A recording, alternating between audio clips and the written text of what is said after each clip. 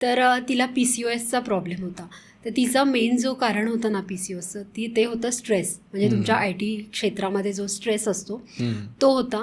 आणि दुसरी गोष्ट म्हणजे PCOD आणि PCOSचं सगळ्यात मुख्य कारण जे मी अभ्यास केलेला आहे ते म्हणजे वेट कंट्रोलमध्ये नसणं. जर वेट नियंत्रणात नसेल ना तरी देखील डिरेक्टली तुम्हाला पॉलिसिस्टिक ओव्हरी सिंड्रोम होऊ शकतो. आणि मग PCOSमुळे जास्त सिस्ट तुमच्या ओव्हरीमध्ये असल्यामुळे इन्फर्टिलिटी येते, बाळ राहत नाही. पण तुम्ही याच्यामध्ये जर योगा केला ना, योगाचा माझा स्वतःचा अनुभव आहे. 2 लोकांना माझ्याच क्लासमधल्या बाळ झालेलं आहे. योगामध्ये काय होतं, तुम्ही ज्या वेळेला ध्यानधारणा करता आणि प्राणायाम करता बॉडी डिटॉक्सिफाय होते.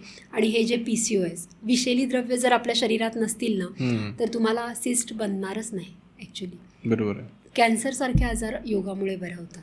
तर मनःशांती, स्ट्रेस आणि बॉडी ऑक्सिजन जास्त जाणं गरजेचं आहे. त्यासाठी प्राणायाम आणि मगाशी तू जे बोलला ना वॉकिंग ते खूप गरजेचं आहे.